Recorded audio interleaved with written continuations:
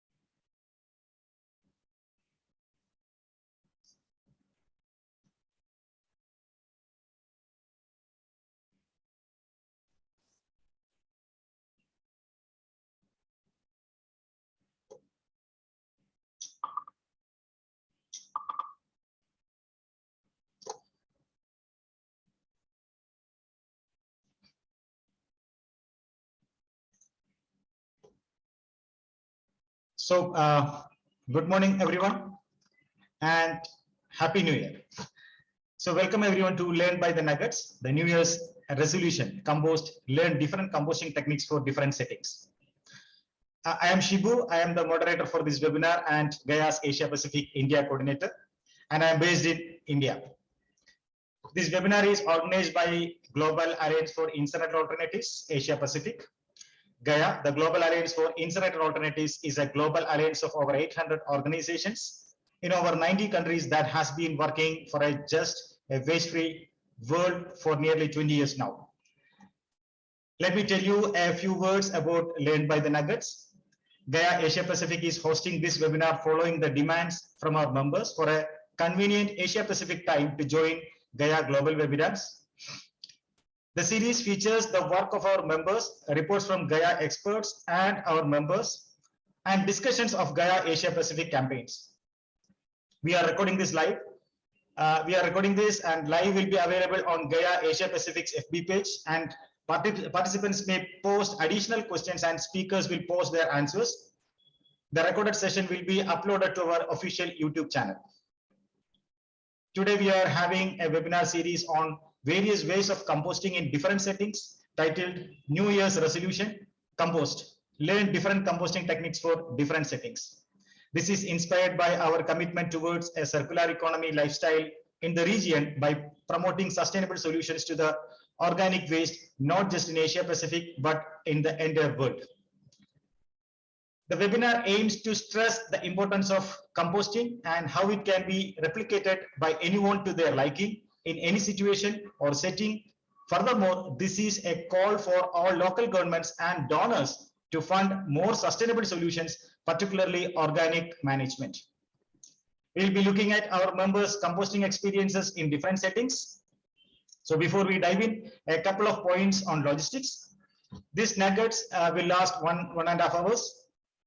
Please use the Q&A section on your screen in Zoom and not the chat box to send questions to the speakers. Later, we may unmute those in Zoom for their questions, but we cannot promise that we can accommodate everyone. Please remember that questions can still be posted a few minutes after the session as well. You can also send that through email and we will try our best to respond. If you experience technical issues in Zoom, please connect to our technical support team through the chat box.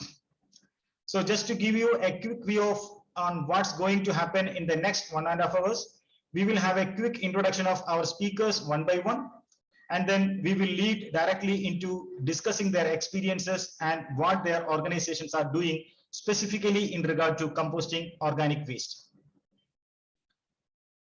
So let's begin. I will introduce our speakers and ask them to share with our viewers short description about their organizations and what their New Year's resolution is pertinent to our topic today. So let me introduce first my friend Rap from Mother Earth Foundation. Rafaelo is the program manager of Mother Earth Foundation, an NGO that seeks to transform the Philippines into more sustainable, climate-friendly, and zero-waste country to live in. He has studied Bachelor of Arts major in Sociology at the University of Santo Tomas, Manila, and has a background in social entrepreneurship in Berlin. In 2019, he completed his short postgraduate studies on circular economy and waste management at the TU Dresden, Germany. And with more than a decade of environmental campaigns and community empowerment, Rafaelo hopes to create a bigger impact in the Philippines through their zero waste programs, one city at a time. So I welcome Rap. A few words about your organization and the work. Over to you, Rap. Thank you, Shibu, and happy Zero Waste Month from the Philippines. So every January we celebrate the Zero Waste Month, even the frontliners, the waste workers in working towards a better and zero waste Philippines. So happy Zero Waste Month from the Philippines. Again, as Shibu mentioned, I'm Rap from Mother Earth Foundation. And Mother Earth Foundation is known to advocate and implement zero waste programs across the Philippines and even provided support in different regions. So what's the last question that I should answer, Shibu? It's the organization. What your organization do? Like Mother Earth Foundation, what is doing on composting specifically? So later on, we will be sharing about our composting techniques in our materials recovery facility, or MRF, or maybe you'll call it eco center in your communities. So we'll share some of our techniques. It can be applicable or can be innovated in your own terms, and even backyard composting. So hopefully we'll get an insight or two from our discussion later on. Thank you, Shibu. Yeah, thank you, Rap. I think it's exciting. Like every time Mother Earth Foundation comes with newer ideas, like upgrading the existing ideas. Like MRF material recovery facility was like we copied material recovery facility from Mother Earth Foundation, and now you are upgrading that into Eco Center. I think there is a new concept coming up. Thank you for that. And let me just go to my young friend Vamsi Kapilavi from Citizen Consumer and Civic Action Group in Chennai. Vamsi Kapilavi is a senior researcher at Citizen Consumer and Civic Action Group, where he leads the implementation of the projects in the field of urban governance and environment and climate action. Prior to joining CAG, Vamsi worked in Germany, where he studied emissions of various waste incineration power plants in Germany, with specific reference to titanium dioxide and barium sulfate. Vamsi has an educational background in power plant technology and sustainable power supply from the University of Brandenburg in Germany. Over to Vamsi. Thank you, Shibu. Thank you for the introduction, and thank you for the GAIA team as well for giving us the opportunity to present our work. My name is Vamsi, and I work as a senior researcher at CAG.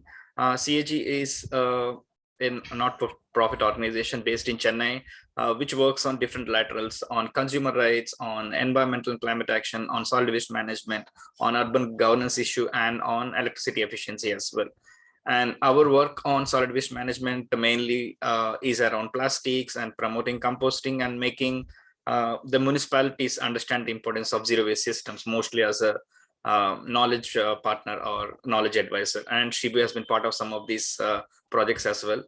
Yeah, today I'll be presenting about how mostly the low-income communities, or the slums we call it in most of the Asian countries, how they are looked at as problem people, because most of the people say they are the ones who make the city dirty.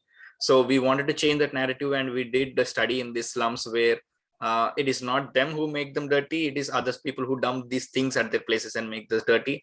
And to show that even in low-income communities with proper systems, you can implement composting as at a community level as well as at the household level. So I will be presenting the study about how composting can be easily done with proper interventions in a low-income communities. Right. Thank you. Thank you, Vamsi, for that short intro. And Chennai being one of the among the, if you look at the metropolitan cities in India, it is a huge city with kind of a population, and Vamsi have that experience in working with that city.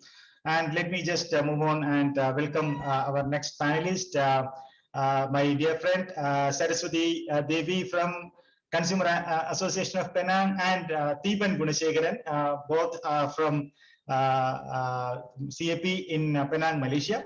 So Saraswathi Devi is a senior education officer and urban garden trainer at CAP. She has been promoting zero waste composting and involved in agroecology education and implementation for more than 16 years. She works with different target groups such as housewives, members of NGOs, farmers, teachers, students from kindergarten to higher learning institutions. And Theeban is a passionate photographer as well as he is CAP's education officer and urban garden trainer.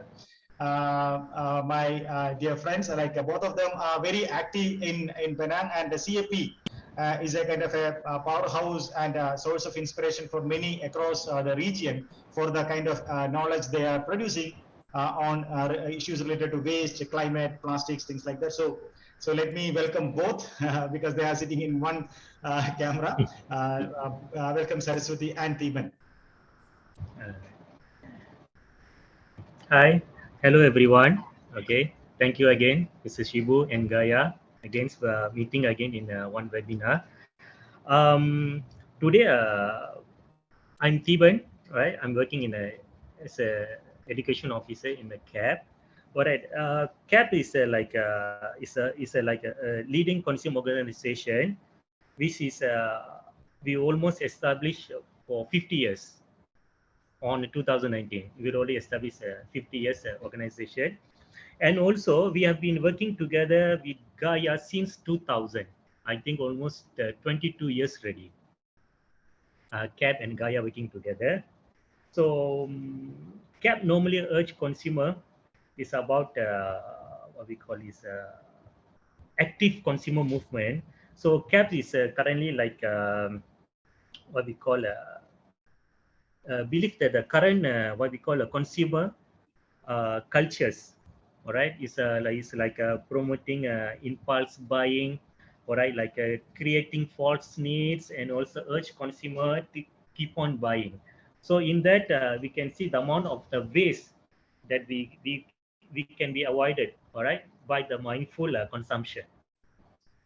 So for the as a New Year resolution, I think we will be focusing on organic waste management by promoting through agroecology method to farmers, urban gardeners, like household and school and general publics. That's our what we call resolution for the upcoming year. And Saras will share almost like the techniques, whatever we implement in school, the activities, and how the ISOL is working, and Saras will do the presentation during that time. Okay, hi everyone. I think I'll meet you up for the presentation since Theeban already done the introduction. All right, thank you, Shibu. Yeah. Thank you, thank you. Next in our panel, it's from the eastern side of Asia Pacific, Mr. Liam Prince from the Rubbish Trip. Liam Prince is a full-time zero waste and circular economy researcher and advocate. Alongside his partner, he has lived without a rubbish bin since the beginning of 2015. They went on to create the Rubbish Trip, which saw them travel throughout New Zealand full-time for nearly 3 years, giving presentations on how and why individuals and organizations can reduce their waste footprint. Liam is also involved with a range of other projects, including as chair of the Aotearoa Plastic Pollution Alliance and Compost manager at Civic. So welcome, I welcome Mr. Liam Prince. Thank you, Shibu, and thank you so much again for GAIA for organizing this webinar tonight. It's a real privilege to be speaking alongside all these wonderful people doing amazing work all across Asia Pacific. And to learn, I'm sure there's so much to learn. The publication is wonderful. I've learned so many new composting techniques that I hope to implement here in New Zealand at some point. But yeah, so the organization I'm most active with is the Rubbish Trip, which I co-founded with my partner, and we give talks and presentations about zero waste, and mainly targeted at households, how people can reduce waste at home. But we also have branched out more recently into advocacy around policy issues. So trying to advocate for governments to really get the change at a systems level as well. But also after we finished traveling, we settled back here in Wellington, the capital city of New Zealand, and I've been more involved with some local initiatives like Kai Cycle I mentioned, which is a local composting and urban farming initiative, which I'll talk a little bit about, and I'll talk about some of the research that I have done around organic waste and the opportunities here in New Zealand for composting and organic waste. And I think a New Year's resolution for me would be to really help the New Zealand public to understand the real potential and opportunities of zero waste. You know, it's often seen as just this side issue that, you know, maybe it's good to do something about, but it's not really a big deal. But I think if people can understand the potential for fighting climate change, for building community, for food security, and all of these amazing things that can be achieved through zero waste, that would be my New Year's resolution. So thank you, and back to you, Shibu. Thank you so much for the introduction and the work you do. And now we are going to jump into our speaker's presentation soon. So just before getting into this session, this is all about composting, and let us assume that like there are newbies in this forum. So let us just give a kind of an initial background about what composting is in a very quick manner. Basically, like let me just give you a kind of the science of composting. See, generally, composting is the biological process through which microorganisms decompose biodegradable discards in the presence of oxygen, and it is called aerobic digestion or aerobic composting. So the resultant is called compost, a humus-like matter, which can be used as a soil conditioner to replenish the soil carbon and micronutrients. So this is basically the general idea about composting. And to understand it better, there are four major control buttons for this process of composting. Composting is a kind of a continuous process. It is happening all over the world wherever oxygen is present. So the aerobic composting is happening. Whether you like it or not, it is happening in your neighborhood. You may be seeing it or you may not be seeing it, but the major four control buttons are air, water, microorganisms, and carbon. If you can manage this combination, that will this changes varies from place to place, or from the kind of waste you are managing, the kind of organic discards you are managing. So based on the material, you need to adjust these four buttons so that you can be a kind of an expert in managing organics or converting that into compost. So the major factors are air, basically oxygen, and water, the moisture content in the compost vessel, or it is in a compost pile. Microorganisms, the organisms which help do the decay process, the presence, the quantity, and carbon.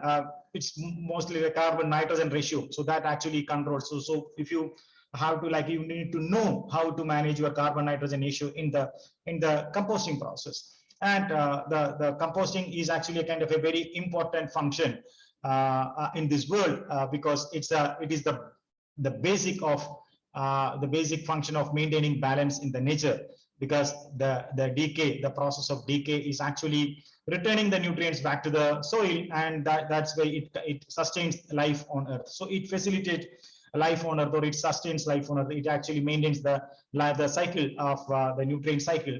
And we need to understand that composting is an important function, and it is our duty, and it is our responsibility.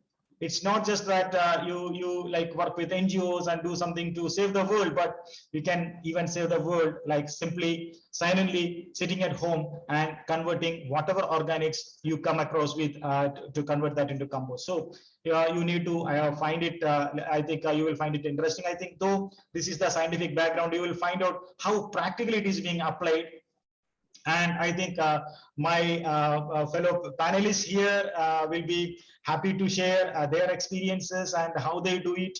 And on the later phase, we can also ask questions to them. So let me just go back to our panelists and let us dive deeper into this topic. And let us start with Rap from Mother Earth Foundation in the Philippines. And he will be sharing their experience, especially in a city, in an urban area where space is a kind of it's a barrier, like you don't have the luxury of having space for composting or managing organic discards. And let me invite Rap again to share the story from their side.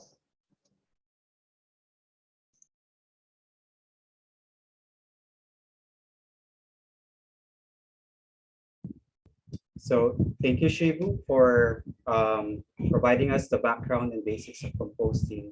And I think it's very important for us to understand the components and definition of composting, especially if we really love flowers and plants. I think it's equally important to love composting in process. So again, as Shibu mentioned, from Mother Foundation, we'll be sharing to you our experiences on community composting, what are the challenges or the opportunities that we've managed to maximize despite the limited space and resources that we have in our community. So first, let me briefly share the definition of organic waste, at least for us in our community. Basically, organic waste is divided into three categories. So first is the kitchen waste, second is the garden waste, and third is the agricultural waste. At least this is for us, but if you have different classifications, that's also fine. But these classifications help us manage effectively and efficiently our organics whenever we're having a collection and recovery in our partner communities and cities. So where does this organic waste usually comes from? In general, of course, it comes from our households, from our kitchen, from food establishments, restaurants, markets, and even in our natural surroundings. So when we try to have a composting program, it's really important to track where are these organic wastes are coming from. So if you can do a organics flow chart, that would be wonderful, but an easy sketch of where all these materials are coming from, that can also be a very helpful thing, especially when you're trying to set up your own composting facilities. So these are the typical sources. I'm pretty sure there's a lot of sources. It varies on the communities, but at least this is the general sources of organic waste for us. Now, after producing such organic waste, where does it usually end up in our communities? Sadly, there are still communities, if they don't have a composting program or an regular collection program, it usually ends up in the streets, dump sites, and worse, it also mixes up in our landfills. And of course, this means a big problem, not just in our community, but also to our environment, because we're mixing organic waste into the other types of materials. But there are also organic wastes that are properly managed. And if you have a program, if your community does have a good program, they usually have a food bank to save those organic waste. Some use it as feedstock for animals, and others, as I will be sharing later on, is those organic waste are being composted at the materials recovery facility, or others call it an eco-center or recycling facility. Now, before we dive into the composting approach, it's very important for us to take in mind that before we waste or compose our organics, ideally we should aim for food source reduction, and if we cannot reduce it, at least save those foods that can still be used to feed the hungry people or feed the hungry animals, or even maximize the energy from those organic waste through biodigester and other organics composting techniques. And after that, if there's no other options, that's where we go into composting. Because ideally, we wanted to save as much resources as possible. Now, so going to composting, it's really important to understand the background and data that we have in our community. Whenever we have before our or prior to our establishment of our materials recovery facility and composting facilities, we base it on our waste assessment and brand audit study, where this is an example of that data, where 62% for a certain community, meaning to say their waste generation is 62% compostable or organics. So this gives us an overview or already a picture of how we're going to approach our waste management program, meaning to say 62% of our efforts and resources should at least be focused on treating and recovering composting. Sorry for interruption, Rap. Can you just move your slides? I think slides are stuck in that window. Okay. Is it moving now? No, it's still at the first slide. Ah, okay. Let me share. Sorry. Thank you.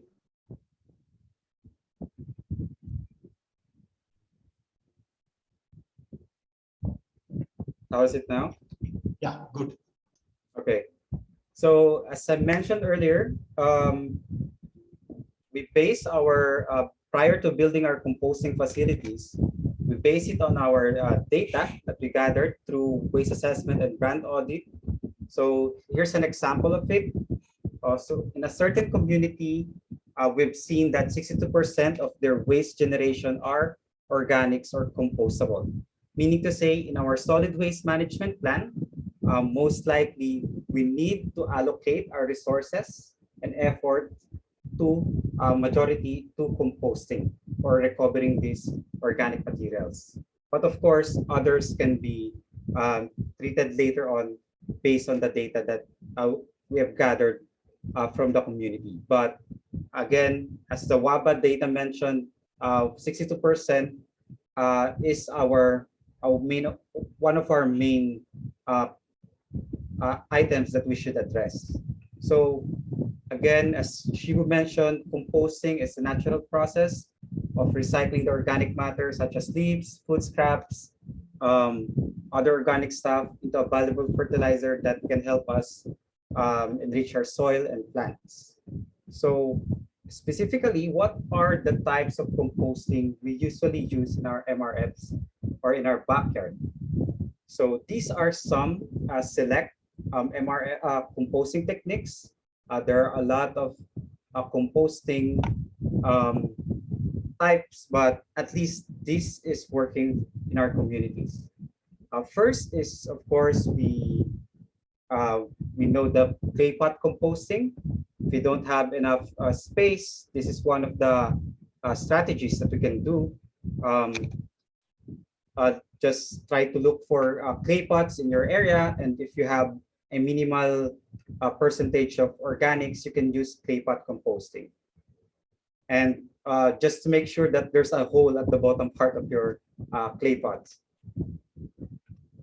Another one, if you're living in a condominium or a high-rise building, so you can also utilize the clay pot composting.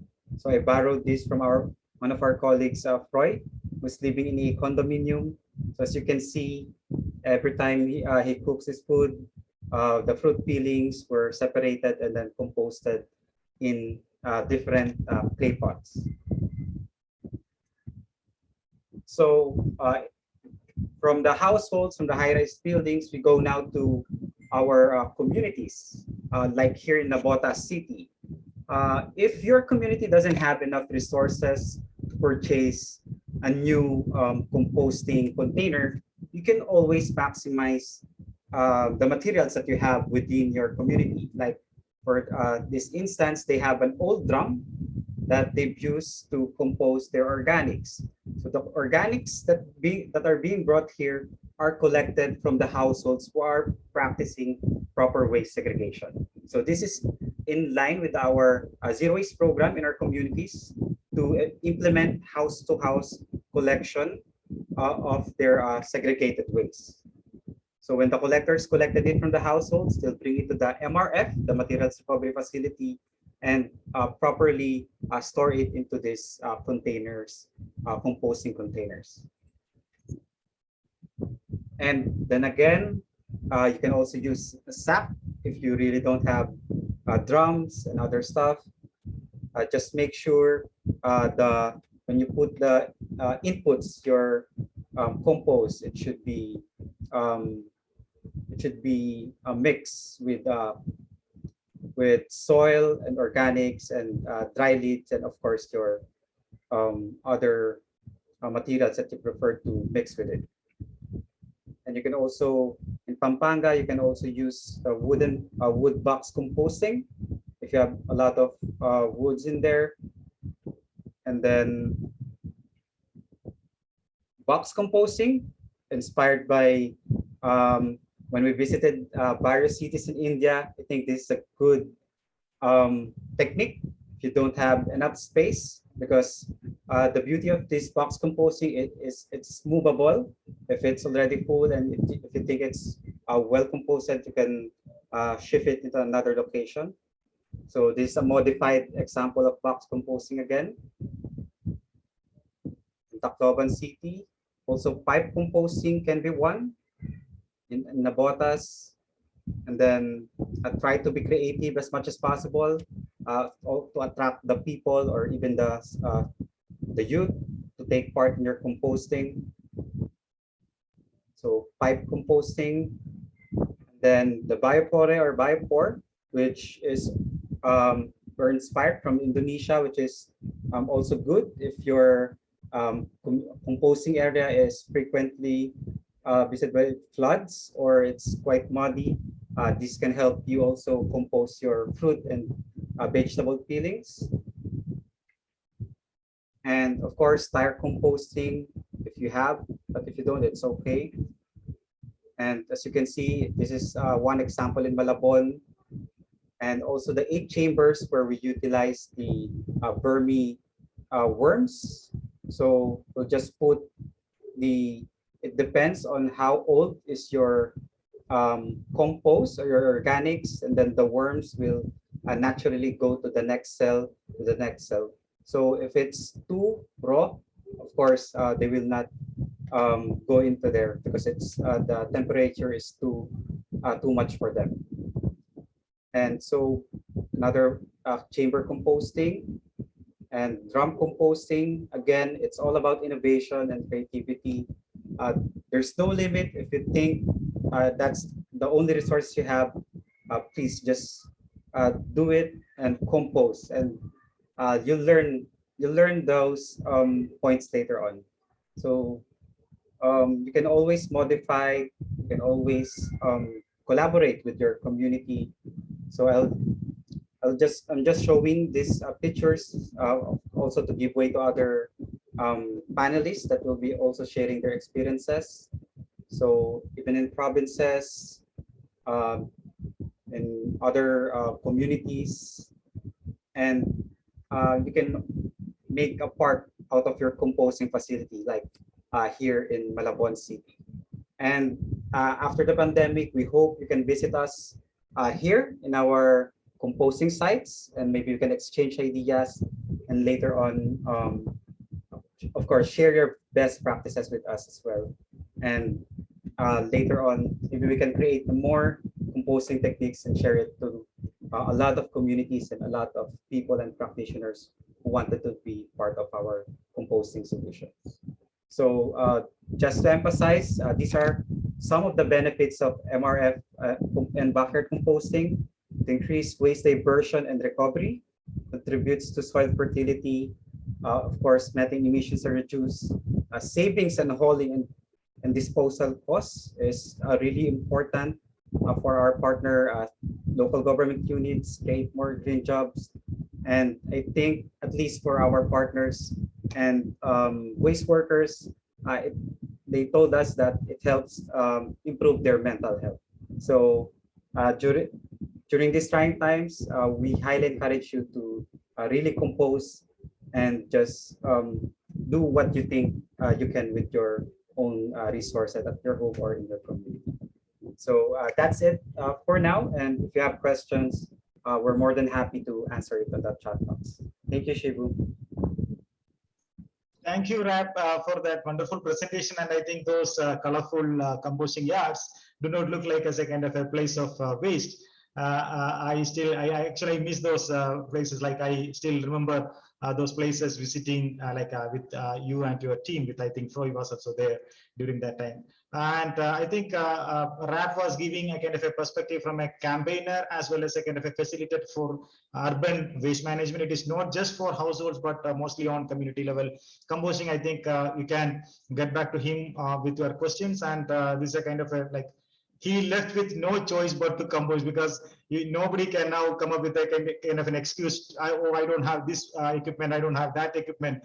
But right now he said with anything you can actually, the composting is possible with any simple tin or even a kind of a pipe or a drum or a box.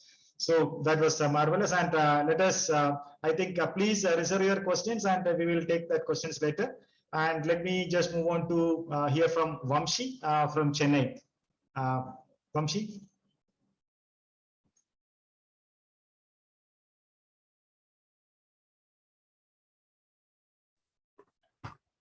Thank you, Shibu. Can you see the screen? Yes. Okay, great. Thank you once again, Shibu and the GAIA team, for the opportunity for giving me the opportunity to present the work which we did in Islam in Chennai. And also I would like to congratulate RAP. I think, as you said, Shibu, I also visited them in 2019 and we all missed those colorful composting facilities, seeing there. Yeah. So I will not go much details into what is composting, because RAP has clearly covered it and I don't want to bore you again with that. And I will try to tell you what is how we implemented in Islam, or how we went about changing their behavior, or tried to change their behavior, and how these people from the slum has taken over this composting thing as their own process. So we have done this study in a slum called Green Waste. The slum is called Green Waste, and it is comprised of different residential, institutional and commercial entities. As you can see, it consists of around 1,500 houses, which is with 6,000 people, and there were 8 temples as it's very, and 30 commercial units. And I will get into details why these are very important when you go into any place, why we have to map all these things and how they play a role in enabling citizens change their behavior. So this is before we worked there. So actually they have a free space. Let me go back. If you see the map here, this is if you see on the extreme left, there is a free space. So that has been used as a dump yard for other waste coming from other parts of the city. And this has been blamed on these people, saying these are the people who does the city dirty and all. So this is how it was. And that's when we took bringing people together to make sure that how this can be changed, how we can implement the system. And we have used different modes of IEC stuff like we did, it's called Pariyatam, which is like more like a message through drums and all, where you go on the streets, play drums so that everybody knows what is the message that is going on. It's an important tool used in South India mostly, where there is some important message that has to be given to the people, whether it's I think even during the COVID times, some governments has used it to tell the lockdown and this thing. So this is one of the IEC things which were used with them, and we had community meetings with them to understand what they take on waste management or what they think of this whole process and all. So we had different we explained the schemes to them. I will get in details about the why the scheme has been implemented. I mean, and then we are given presentations to them in the local vernacular language to tell about the scheme, the importance of composting, and what they can do and how they can be the leaders for this. And that's when we had these initial meetings with them. That's when we came to know that they don't have we wanted them to plan a plan for them with their participation. It's not CAG going with a plan and say, hey, this is what you have to do, this is what you have to do. With their efforts, we mapped everything in their area, like what are the facilities that are available, what are the free spaces that are available, where we can place these composting things, which is easily accessed by all the streets. So that's when we included students and other people in preparing a map for the slum. And this is what the community looks like. So we have put these maps for them as well to understand where are these composting facilities or where are these material recovery facilities available for them when there is no collection, how they can go and put in the community composting or in the like the non-biodegradable waste in the MRFs that we have kept there. So coming to the scheme, one of the important reasons why we have put this scheme is because when we had initial discussions with them, they told we don't want any money for the scheme for composting or anything. We want something which we can use to reduce our waste. So that's when we thought, okay, there are different ways. If you compost yourself at home, you get if you give organic waste, you get 5 points. And then if you give dry waste, which is non-biodegradable waste, if you give per kg paper, cloth, plastic, you get 5 points. And if you volunteer for 2 hours to do the maintain the community composting, and even for waste collection, they get 50 points. And with these points, you get you can see on the right hand side, you'll get different things, which are generally, I mean, there's a reason why we have chosen these utensils or these things is because we found one of the main reason, one of the plastic waste that is coming from them is we have this breakfast batter which they use. So they buy every day in a plastic cover. So we have used these utensils so that they can take this and get that batter in these tins, so that the plastic waste is also reduced for them. So, and we have given the pots which they can use for home composting. As you can see, I think the image posted from Troy, we can use different pots for home composting. And that is the schedule we have given to them, how it will be collected, the waste. And yeah, and this is a poster we are given for segregation of waste. And as a pilot, we have piloted in 44 houses, out of which 40 houses signed for the pilot. And 40 houses had 100% complaints in terms of segregating the waste in the initial pilot. That's when we extended to the all other streets, and that's when we got the success of this. So this is a composting technique which we followed. These are cement rings which we use for composting. And once we did the waste audit, we know what is the quantities that will be generating, and based on that we put up this well ring composting, where we use this for composting. And this is a MRF which we designed for the community, where there are different cages where you can put different materials which are written in the local language. And this is the facility that has been used for non-biodegradable waste. So this is how the collection looked like. We had people collecting, we had given the pots to them, and it has been composting in the well rings. And you can see the three-way segregation that has been done by the people. And you can see on the right hand side, you can see the compost. So this is the non-biodegradable waste which they are putting into the cages. And you can see this is the prices which they got. You can see, as I told you, these are the covers they use generally. So people have gradually went with the utensils and had their batter filled in this utensils which they got through composting and other things. So yeah, I think every effort counts, and I think I would like to end with by saying, I think composting is one of the powerful and precious tools available to the human capacity to mitigate the solid waste contribution to climate change.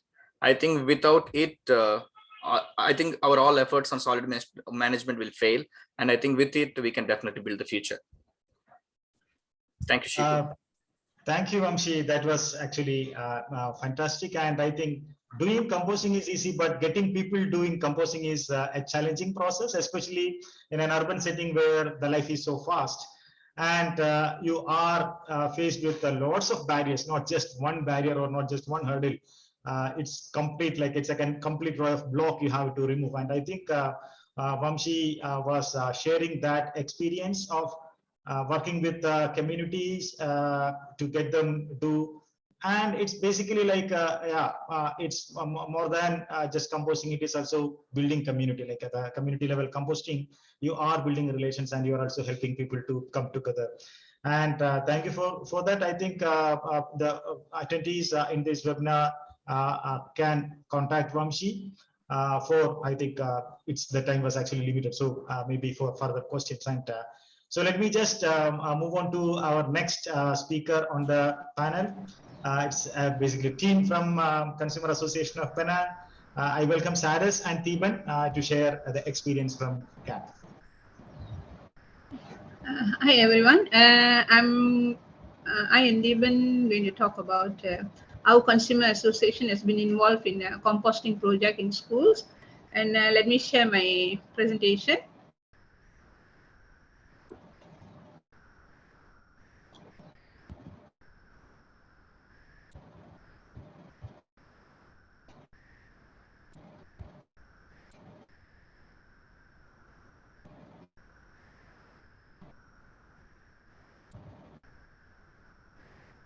Okay, can you see the screen?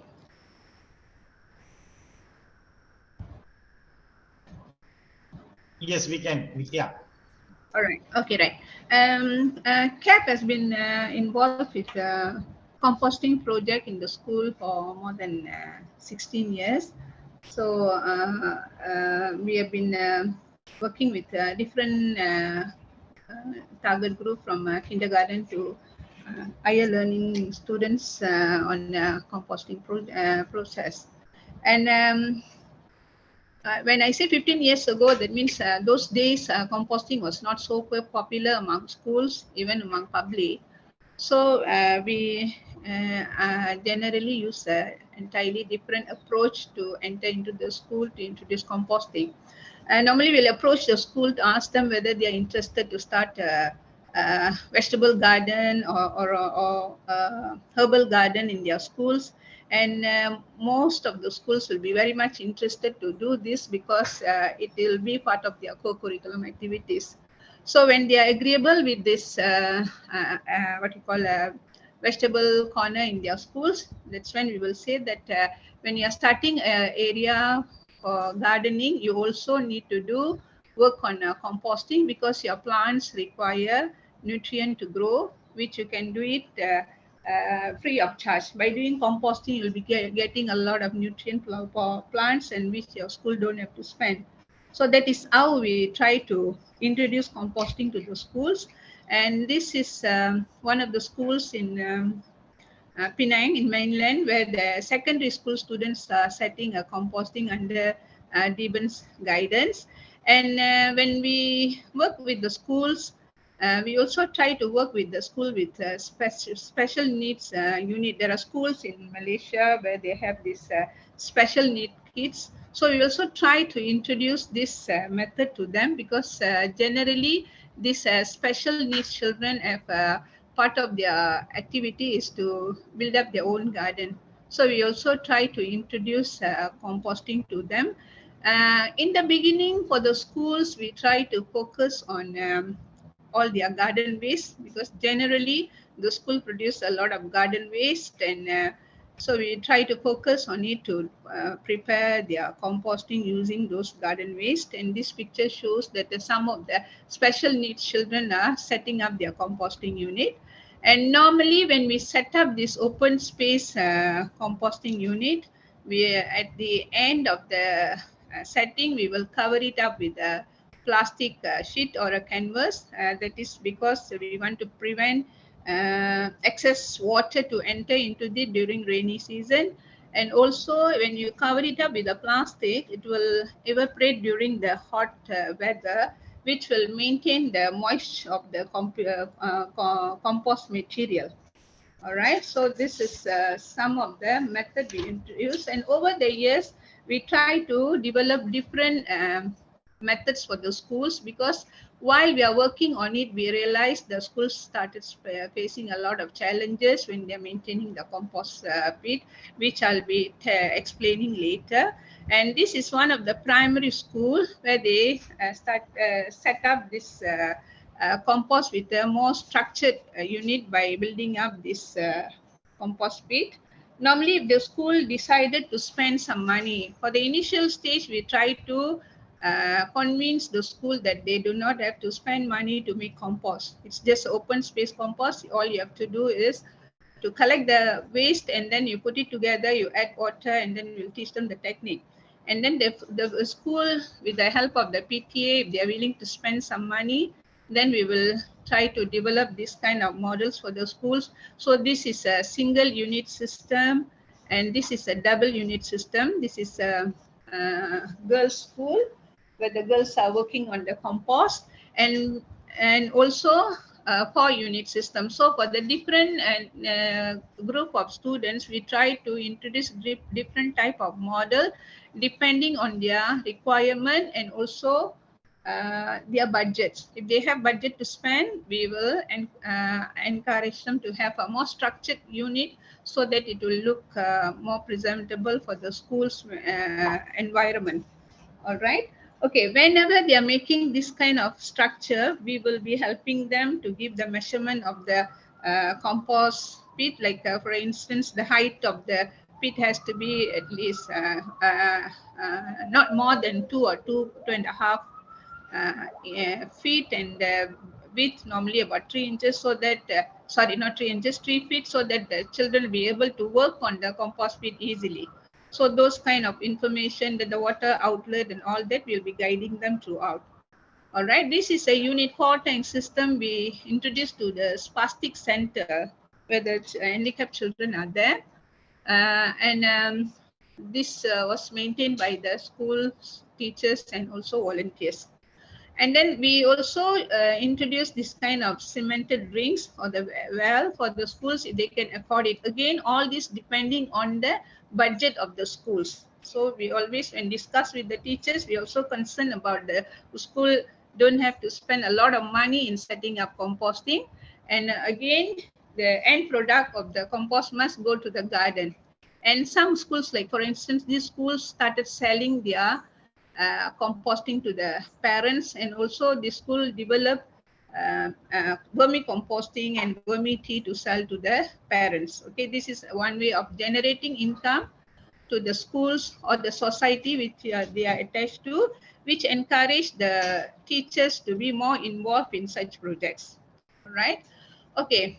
When we started working on different kind of method, and then we also came out this idea. You see, when the school were working on this kind of cemented rings or the more structured unit or open space composting, throughout the process, the teachers face a lot of challenges, such as maintaining the compost area is a difficult challenge for them. That is because normally the gardeners are very uncooperative when we start working on the composting in the schools. Because whenever the school is taking up this project, the gardeners feel that it's going to be double their work, because all the while they've been collecting the rubbish and throwing it away or the burning, but now they have to work in a different manner. So unless the gardeners are working closely with the teacher and the students, this open space composting or the what you call the core tank system or whatever, it was failure for most of the school, because there was no one to maintain it, such as watering it, turning it from time to time, and harvesting the compost, which when you do not water it on time and mixing it composting in a larger scale, it won't get composted on time. So that means the plant won't be getting their compost. So the teachers and the school started facing this kind of problem. So then it was very timely. The time I think I was attending a training in Kerala and Bangalore, and I remember Shibu took us around the team to visit a lot of composting unit, and there we viewed that this pipe method was applied by a lot of households there. So upon returning, we try to develop that idea, customize the pipe composting, and we name it as a comfort composting, which means this kind of composting do not require any mixing and watering and so on. So we developed the idea of introducing at least 5 pieces of big pipe. The size of this pipe is about 10 inches diameter, the mouth of the pipe, all right? So we suggested to the school to have at least 5 of this pipe, and you label it according to the days. Schools are 5 days a week. So whatever waste materials collected on Monday from the canteen. So this pipe method, we focus on composting on the kitchen waste from the canteen, because those time when during this time a lot of competition was going on in Malaysia for the schools for green school project, where the competition required the schools to do composting or diverting the organic waste from the landfill. So the schools were very eagerly participated in this. So we focused on diverting the the kitchen waste from the kitchen to the compost unit. So this unit were very popular among the schools here, because this one does not require much work for them to turn it and water it and so on. But for this kind of model, for the kitchen waste from the school, the canteen operators also work closely with the schools so that they can segregate the waste when they collect it at the canteen level. When they prepare the food for the day, so the school will provide a pail to the canteen operator where they segregate the waste, all the peels and all that, which will be later collected by the students to dump into the pipe which is already available. So before dumping it, the students will measure the weight and they will keep recording. That is for them to participate in the competition. So in this way, many schools started doing this kind of composting, and we named this composting as comfort composting. All right. Okay. And then for some schools, we also developed this kind of model, which the number of students are in a larger scale. The school will produce more waste, more kitchen waste. So we introduce the recycle bin, which you have to cut off the bottom part, and then you stack it up in a way that all the waste will be going down. All right. So these are the model developed by some of the schools under our guidance, and this worked very well for the schools to divert their organic waste from the kitchen, school kitchen, to the compost unit. All right. But again, this method also, the school started facing challenges. You see, this is a special needs school in Penang. So when we introduced this model, the children were very excited. These are the special needs children. But after some time, these children started throwing a lot of cooked material inside this pipe. When a lot of cooked food is dumped into this kind of pipe, the composting process will be disturbed, and this food will take a very long time for it to decompose, which started producing smell whenever they open the cover. So then whenever we enter into the school to talk about composting, we also educate the children. We will try to talk to the teacher to organize program to educate and create awareness to the children that food is not to be wasted. Food is to be finished. So empty your plate. What we are talking here is for the kitchen waste which are being produced in the school kitchen to be composted. So this is one of the challenges we faced during the pipe composting. And we came out with this idea. meaning we straight away insert the pipe into the vegetable beds, which is much easier. See, over the years, we have to develop different type of models, which is easier for the schools to adapt. Adapt and practice whatever they are doing. You see, the children are very happily working in the garden. This is the vegetable unit. So we straight away inserted this kind of pipe, which is a smaller size. I think it's about 6 inches, the mouth of the pipe, and then inserted into the beds. That means they can straight away plant their vegetables, and the vegetables will be taking the nutrient as the pipe is at the bottom is open, and we have all the holes throughout the pipe, which the nutrient for the plant will be taken by the plant straight away like this. So every day the children will come and dump their waste into the pipe. So this method also really attracted many schools, and then they started developing this kind of models in many schools. All right. Okay. And another important thing, whenever we are working with the children, we try to talk about the composting with their, this is a kindergarten where we are trying to teach the children that this one, what we did for this school, we asked the children to bring the waste. All right, 2 different type of waste, plastic waste and also organic waste. So we prepared these pots for non-compostable item and compostable item. We made the children to bury the waste into the pot.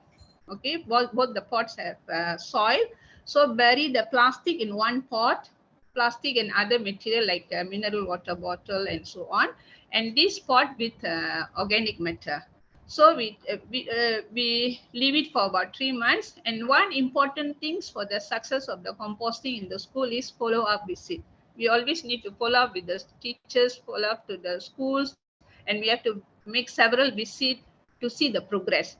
For instance, for these kindy children, we asked them to do this, and we told them to water it every day.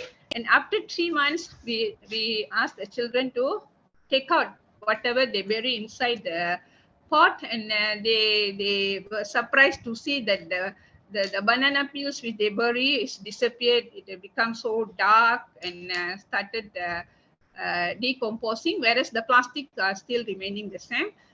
So to make them understand that these things cannot be, whatever nature gives can be composted, whatever human produce cannot be composted. So that kind of understanding is very important for the children to understand, to accept the composting. All right. And we also will have very fun activity even for younger or bigger children by experimenting the compost. We'll give them a magnifying glass and ask them to look at the compost. After they harvest the compost, put it on a white paper, and then you look at the compost, what is inside there. Then they'll be able to see all the arthropods, all the microorganisms. Then they'll get very excited. For younger children, we'll ask them to draw whatever they are seeing. So this is to make them to understand these are the things, these are the microorganisms helping to break down the compost materials, and we try to relate this with their science subject. So when these kind of things are done, the teachers will get very excited because they can revise this in the science lessons in the schools. So this way also very efficient for the schools to get involved in composting process. And also we try to bring earthworms to the children and make them touch it and feel it. And generally, the children will get very fascinated when they see earthworms. Some wouldn't want to touch it. So again, we try to relate, the role of earthworms, the microorganism, how important it is, and how the composting which they are making in the school can take care of the soil in their environment. All right. And lastly, we also have developed this model. We call this Keyhole Structure, but this is in the park. This Keyhole Structure is maintained by the schools which is close by to the park. All right. So this design was initiated by a corporate company there. So we guide the school children to grow the herbal plants around that area. This is a community project, and the waste material, whatever garden waste collected in that area, will be dumped into the area where the arrow is pointing. So the waste material will be collected here, then they have to water it, and over the time it will get composted. All the plants which are planted in nearby area can take their nutrients from there. Okay, so this is called a keyhole structure. So these are some of the models we try to develop in the school project. And of course, wherever we practice composting, whether it's for urban gardeners, for farmers, for students, we always have a lot of challenges, but thing is keep going to do it. Thank you. Thank you, Saras. I think it's wonderful to see that integrating composting into education and educating the young minds, and it's a kind of institutionalizing the whole idea of composting and building zero waste in curriculum as well as into the community. So I think in last 3 presentations, the first one was on integrating composting into the city waste management, working with waste pickers and the waste workers. The second model which we saw integrating the community, especially people from the low income group, how to deal with composting. And the third one is it's marvelous to see that integrating it with institutions like the education institutions, and that will also, it's a kind of that investment is a kind of a long-term investment that will definitely give a kind of a result. So I think thank you for these presentations, and now we have one more panelist in the panel. I'll go to Mr. Liam, and this is the last speaker, Liam Prince of the Rubbish Strip and APPA, and he will provide mostly on the composting techniques. Everything is there, but most importantly, the kind of policy recommendations. So he is bringing in a kind of experiences from New Zealand, and need to understand one fact that in Asia Pacific region, if you look at the waste, the characteristics of waste, more than 50% of waste belongs to organic. So segregation at source and composting solves more than 50% of the waste issue. And this ratio may be slightly different in a place like New Zealand. I think Mr. Liam will be the right person to speak on it. And let me invite Liam onto the floor. Thank you. Thank you, Shibu. I'll just share my screen as well. Yes, in fact, that's what I was going to say in the beginning is in New Zealand, it's basically the same.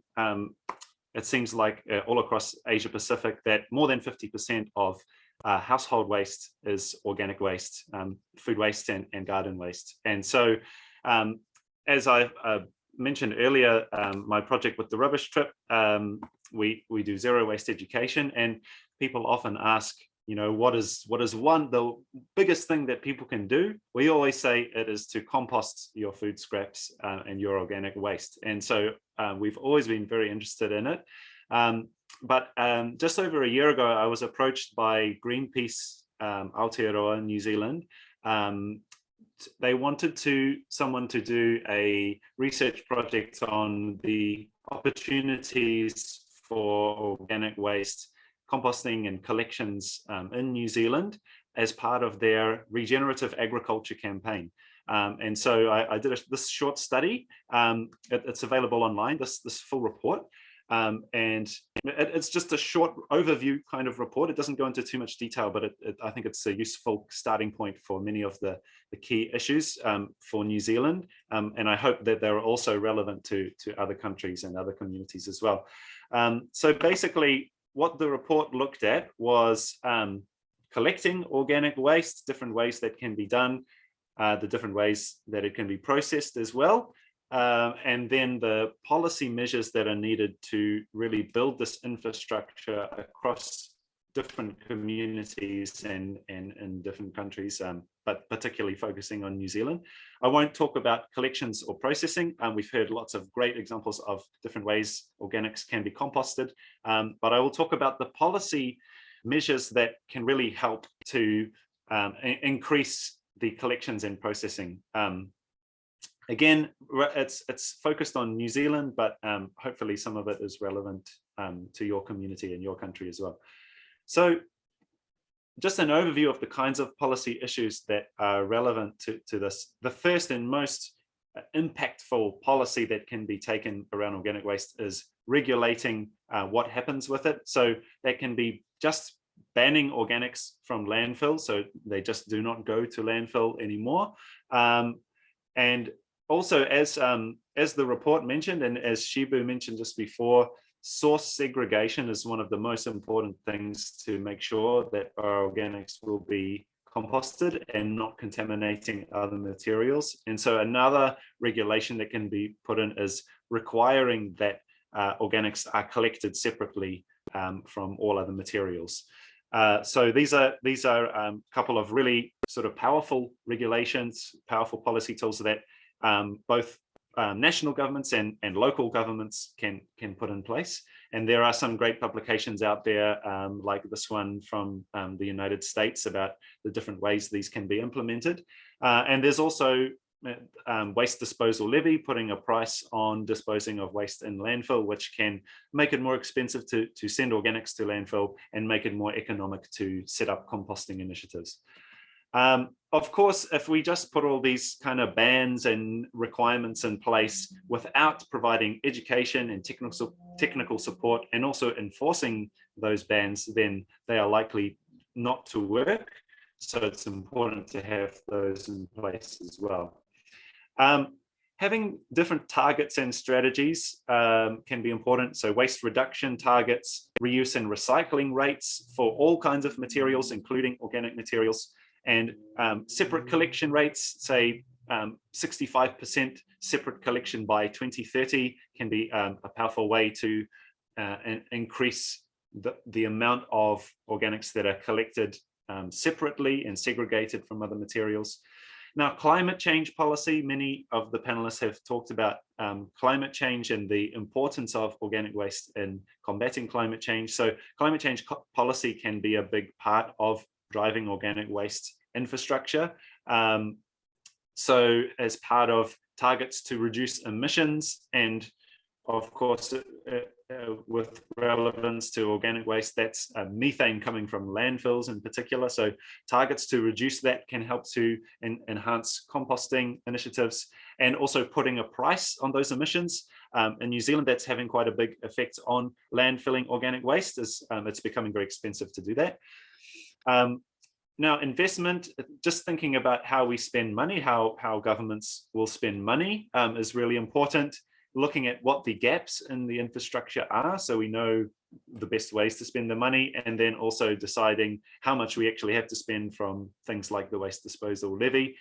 Those are really important to develop plans for. And finally, here in New Zealand, what we call resource management policies. That's things like planning, permits, consents, and standards.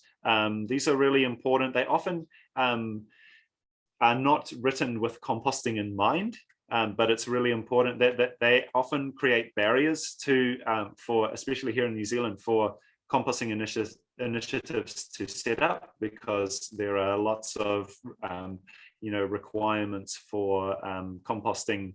For example, here in Wellington, composting is classified as a heavy industrial activity, which, that's fine if it's a very large scale composting facility, but if it's a community compost or a backyard compost, there's nothing heavy and industrial about that. And so we need resource management policy that enables and permits composting initiatives. So taking all of this into account, that the key recommendations of my report was that we need a range of different types of collection methods and ways of processing organics, and they all have a role to play, and they should all work together, whether that's home composting, small scale community composting, composting on farms, or very large scale anaerobic digestion or composting facilities. They probably all have a role to play across the country and in different communities. And also the collection methods, whether people are collecting on bicycles, whether they're collecting in trucks, or whether they're just composting on site. All of these have a role to play. We can't just be picking one method because they all have strengths and weaknesses. We really need, at a policy level, organic waste strategies that go across lots of different sectors and issues. So, for example, in New Zealand, the Ministry for the Environment is very interested in transitioning to a circular economy, and organic waste is one part of that. Also, in climate policy, our Climate Change Commission has targeted methane coming from landfills, so organic waste is related to that. But also, we need to link in the work of, say, the Ministry for Primary Industries, who target agriculture and food growing, and we need to think about what is the role, how are all of these different elements connected, and what is organic waste, what is the role of organic waste across all of these different issues and areas. And one really important aspect, which other panelists have mentioned in this presentation, is that the organics hierarchy is really important to help to develop a strategy like this. So we need to try to reduce waste at source before we even think about composting, rescuing food and sending it to people or animals for feed, and then small scale, local, decentralized composting is favorable over large scale or methods where the organics are not segregated at source. And also circular economy is a useful framework for developing the strategy too, creating loops or cycles. So organic waste is going back to the earth and regenerating natural systems rather than degrading them.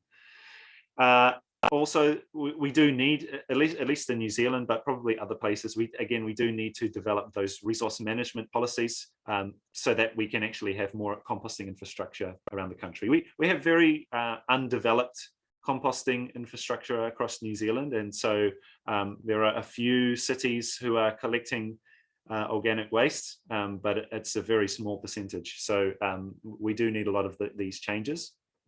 And finally, some of those regulations I mentioned earlier are really critical, banning organics from landfill and even setting it in the future. So say we're going to ban it by 2030. It's not going to happen immediately, but it will send a signal to everyone that we need to start building the infrastructure now. We need to set up composting initiatives and collecting our organic waste now, so that by 2030 we're ready for the ban. And also separating, requiring separate collections, mandatory separate collections can help develop that infrastructure as well, those binding reduction targets and increasing the costs of disposing of waste are all going to help. Now, I mentioned earlier that I am involved with an initiative here in Wellington called Keycycle, and I'll just give a brief overview of what they do and also why the work they do is relevant to all of this policy discussion that I just talked about. So Keycycle collects food scraps from households and workplaces around Wellington. They collect them on bicycles with a trailer, but they also have some drop-off points, 3 drop-off points at the moment around Wellington. And they are taken back to, there's one central site near the central hospital. It's composted in these wooden boxes. There are about 20 of these boxes. They are also going to be scaling up soon. They've acquired a second-hand in-vessel composting machine, which will enable them to process a whole lot more of the organic waste. And as I mentioned, there are 3 drop-off points at the moment. And the idea is that we slowly develop the number of drop-off points and composting hubs that we have around Wellington, so that we don't necessarily need one big central facility, but we can have lots of different facilities and that they can be adapted to local communities and have lots of different systems like we've seen in the previous presentations. Keycycle has a very big focus on creating high quality compost for a number of reasons, because they're interested in soil health and sequestering carbon in soil, and they want to maximize that. And also, one of the main reasons they're interested in creating high quality soil is because KaiCycle, the other side of KaiCycle, is that there's an urban farm at their main site where they grow vegetables and sell vegetable boxes to locals in the community, and they employ farmers. They also employ the composters, they employ the collectors, and so it's actually a really wonderful circular system where the compost is used directly on the farm to grow the vegetables for the community. And the ideal is that then those vegetable scraps come back to KaiCycle to be composted again. So it's a really great sort of circular system. Now, the reason why KaiCycle's work is relevant to all of the policy issues that I mentioned earlier, that multiple methods should work in tandem, that we need an organic strategy, that we need better resource management regulations, and we need better organic waste policy tools, is that often these things are just, we take a one size fits all. So, a council or a local government or central government will say, here's one problem, we'll just put one solution on this. And for example, it might be one very large anaerobic digestion facility, and all of our food scraps, or at least a large quantity of them, going to this one facility, and it's solving one problem. But what it is also doing is removing the resource away from the community, and all of the benefits that come from having multiple different systems, from having different composting facilities that suit different circumstances, from creating very high quality soil to sequester carbon, to combat climate change, and also the ability to use that resource to grow food and feed our communities with local organic vegetables. A lot of these things are missed out on if we just go for this sort of one size fits all process. So really, I think the story of KaiCycle is showing what's possible if we have different methods that incorporate a range of different issues and ideas. And really, we are wanting our decision makers to understand that organic waste is not just a waste product to deal with, but it's a valuable resource that our communities can use in many ways. So that's it from me. Thanks very much. And again, really wonderful presentations from everyone else. And I'm happy to take questions later. Thank you. Thank you, Leon Prince. That was actually very deep, just leading it from a very simple composting to a kind of a national policy, and the kind of things need to be in mind, like waste hierarchy, then even adapting the technology and getting the right kind of policies and infrastructure on time and in place. So that is very important. I think so far, I think our webinar has been successful in it moved from a simple household level composting to city level, institutional level, and into different models and into the policy structure. So I think this is a kind of a wonderful session so far. And I'll just, for the want of time, I'll just go to the last session in this webinar, which is presenting GAIA AP's a book on composting. It's a publication on composting back to earth. I think there are many questions about practical about how to do composting or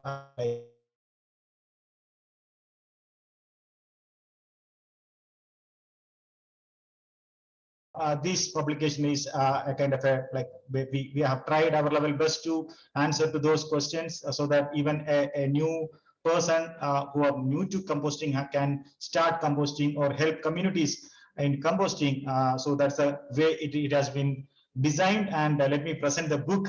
And at the same time, on the policy side, I think the Liam's the publication is also a great resource. There are many resources on composting. It is available, and among GAIA members there are more models. I think for the want of time, we couldn't include it here, but in future, we will be having separate sessions on looking at different models, because composting is all about adopting and customizing to the local scenario or the local environment. So let me share my screen for a minute.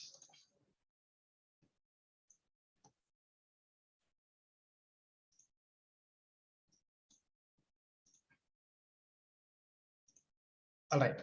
Okay. So this is the publication we are launching today. It's Back to Earth: Composting for Various Contexts. So those presentations, in the previous presentations, those stories are also available in this book. And let me just begin with thanking the team behind this publication. Sharma, who took all her patience to do edits and then getting to and for getting more information and getting connected to the connecting to the members to get the stories, and our wonderful team in AP who did the review, Felicia, Mayang, Julie, Cecily, and we have contributors like Anil Arakas and Julie, Sharma, Vamsi. So Vamsi was presenting here, as well as other people here. And for the beautiful illustrations, Rose and did the kind of the work, and we got some good photographs to represent the work on the ground from Theeban, Thomas Verghese, and Vijay Villafranca. And this book is available on the link. I think, my friend Trish will be sharing that link in the chat box. So the book is divided into different chapters. To start with, why compost, like the relevance of composting. I think during the presentation, the panelists already mentioned about the importance of composting, or why we should do composting. So that is discussed in chapter 1.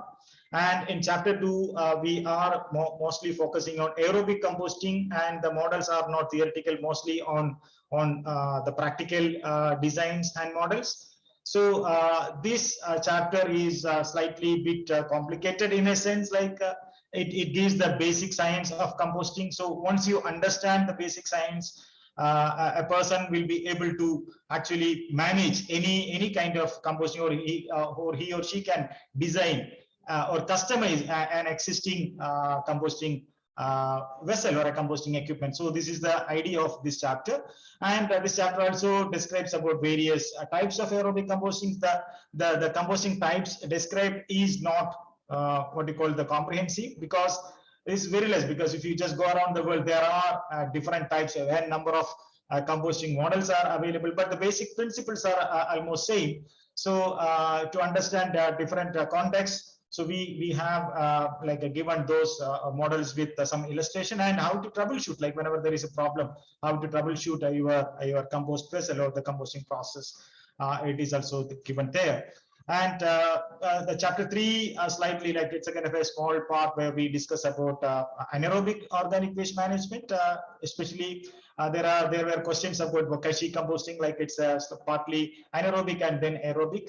And basics of anaerobic digestion. Being in Asia, there are more questions about anaerobic digestion. I think this is a different subject altogether, where we need to have a kind of a separate session. But we try to give a kind of a basic view of what is anaerobic digestion and how it works. And we try to give you a kind of a small diagram about how to design a small biogas plant for a household level, or even at a institutional level. It's a kind of a do-it-yourself, a kind of a plant people can just try, and how to do troubleshooting in biogas. And there is something which we also need to think about, like this is being discussed now worldwide about the methane in landfills, whether it is sanitary, like engineered landfills, or the waste dump sites, like which we see in mostly in South Asia. The effect is saying methane is escaping, which is a greenhouse gas. So that concern is still there. So we have that part in that is being included in this book. So in that sense, this book gives you a kind of a starter, where you start how to design, how to manage your compost, and how to you understand the other technologies available. And we hope that this will inspire people to explore more or understand more so that they can pick one. It's not that there is the only one model for composting. There are n number of models, as I suggested. So to begin with, we have included some of the stories from different parts, like from Malabon City, from the Foundation University, Dumagude in Philippines. Then again from the Philippines, the high-rise building where people do not have space, how they compost. So that story is also included. And from SJK Tamil Nibong, that is the school level composting that Saras and Theeban was presenting here. So that story is also there. And like a zero waste in a low income community. So that story from Chennai is also. So all these stories are included in this book. But we know that there are many stories to share, and we will try our level best to come up with a compilation on stories about composting, because it is the time for us to share our experiences with other communities, to learn and to modify, to customize, to improve the model in which we are working, so that we can ensure no organic waste is ending up in landfills, or it is not contributing to global warming. And towards the end, there is some tips for the city waste managers, like the elements they have to look at when they strategize for organic waste management. So it's kind of a small tips on a policy for organic management. I think most of it, that part, you can actually find a detailed thing in the book published by Liam. So that is also available. So the major thing is that source segregation is the important, that is the foundation. And sector specific approach is also good when it comes to city level composting. For example, you collect only market waste and send it to a separate facility instead of mixing it with household organic waste, or poultry waste and meat waste need not be mixed with waste coming from the restaurant. So even the source level, the source level segregation is happening, and even collection or managing the waste depending upon the source is also kind of a good approach in managing or making it easier for managing organics more efficiently. And waste reduction is the key, doing audit, I think Rap was mentioning about waste audit. So that waste audit also gives you kind of a picture about how much waste is being, how much organic food or the material is being wasted that need to be reduced. And biological process is always good, that should be the bottom line. If you want to manage organics, it has to be biological process. Unfortunately, in Asia Pacific region, our governments and corporates are pushing for thermal processing of biological waste, where they want to burn all these valuable resources, precious resources that has to go back to earth to supplement or to nourish the soil, to replenish the soil, and to sustain life. So that is something very important, where that is the bottom point where we need to consolidate, or we need to come together to argue for or to lobby for. And prioritizing the recovery options, that varies from place to place, whether you want to send it for animal feed, or whether you want to send it directly to the farmers for composting, or you want to do convert that into anaerobic digestion and gather or harvest biogas. So all these things, we need to prioritize it. The first priority should be given to animal feed, where if that material is good for feeding animals, so that is the easiest way to convert organics. And source level and decentralized management, that is now taking kind of a trend in many of the cities, the decentralized waste management, especially when it comes to organics. That makes sense, because more than 80% of your organic waste is just water.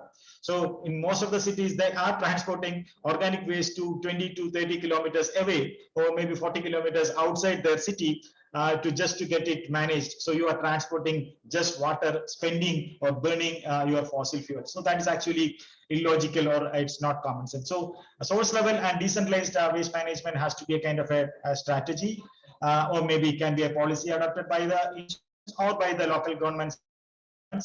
And we need to link it with food production, because after composting, what happens? The compost in many cities, they do compost and they don't know what to do with the compost, because they didn't create that forward linkage. So it has to be integrated with food production, agriculture programs. so that there will be continuous flow of material. Like you have your organic waste that get converted into compost, and that goes back to the soil, and that turns back into food, and it comes back. So you create food from your waste. So that loop has to be there. And many cities in India is now like in India and in South Asia, and even in the Philippines, I have seen that like they integrate very industrially with food production or agriculture. So that is very important. So you should have that forward linkage, and it need to be connected to the climate resilient activities. See, composting is not just a waste management program. It is our response to global warming. It has to be seen as serious as it is. It is our climate action, and all the information has to be documented, and it has to be given that priority, because it is not just, oh, organic waste, it can manage its own. No, it is something which is very important at this point of time, where we are, especially people in Asia Pacific, are faced with the challenges of global warming. And these are some of the tips which we provide in this handbook on composting. So I think already you have seen that link. You can just download, and you can share, you can comment on it, and you can join the movement for composting. I think this webinar may end up here in another couple of minutes, but we continue this conversation through our FB page, like Facebook page, or even in our YouTube channel. Or even people can, like, you are free to write to us, and I am happy to answer, if you need like a kind of to get answered, or if you want to get connected to people who are doing composting on the ground, maybe in GAIA AP, we will be more than happy to help you in facilitating that process. And thank you for your time. And so you need to, and thank you for joining us. Our contacts are here. I think this is now we have we are already overshoot the time, but I think we should take some of the questions from our audiences. I think some of the questions already posted on the Q&A have been answered, and I think let us just if we will go for maybe 2 or 3 questions. Thank you.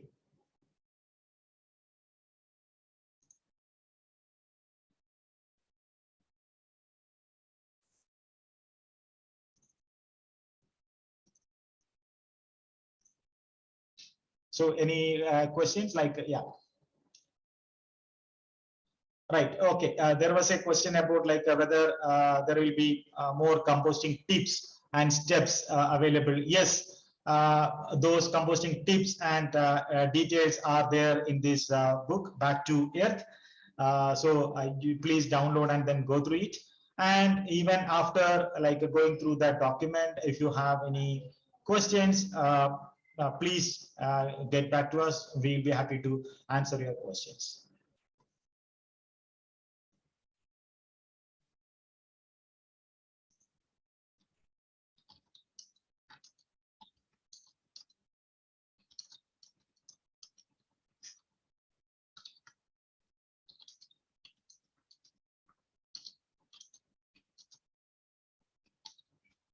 Any questions?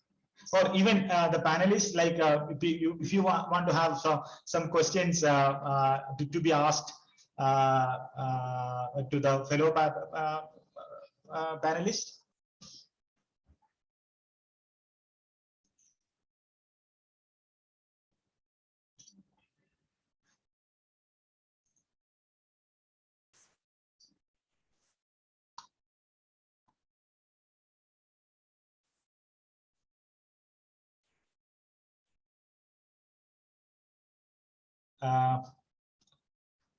I don't see any hands for questions from attendees.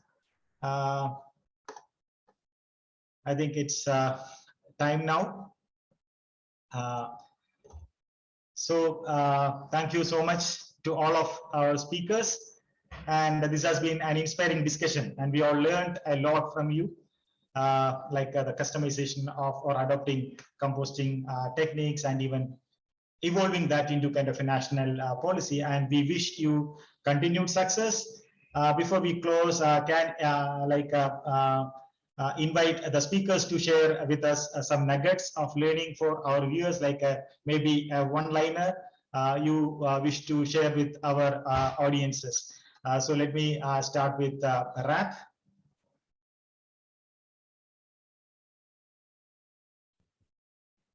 So yeah, one-liner I guess is maybe compose and enjoy the process, and the rest will follow. Oh, thank you, Rat. That was very quick. And Vamsi. I think I will copy one of your lines, Shibu. You told you can sit at home and compost, as it is lockdown in many places. Stay home, stay safe, do composting. Thank you. That was wonderful. And Saras and Theeban. It's nice to share and get to know all the methods. So I think we can come up with a new idea and new methods, and then we will share again. Thank you. Thank you. Thank you, Theeban. And Liam, one-liner from you for our audience. Yeah, I really loved what Vamsi said. But also something you said, Shibu, in the beginning, that composting can change the world, and I really believe that. So let's keep composting. Yeah. Thank you, Liam. And I think we hope everyone watching is even more inspired to do composting. And all these panelists are accessible through GAIA network for any kind of additional information or clarification. So please stay connected with us, and we hope you will share the recording of today's session. It will be posted on our GAIA website, Facebook, and YouTube channel. So please don't forget to follow this up, and even you can post questions on the comment section under YouTube video or in the FB. And once again, thank you for joining us today. Don't forget to visit our website, noburn.org and zerowasteworld.org, and check our social media pages, GAIA Asia Pacific on Facebook and Zero Waste Asia on Instagram and Twitter. Remember, let us keep learning something new every day. It doesn't have to be big. We can always learn by the nuggets. This is Shibu on behalf of GAIA. See you all in our next webinar. Have fun. Thank you. Okay, thank you. Bye. Thank you.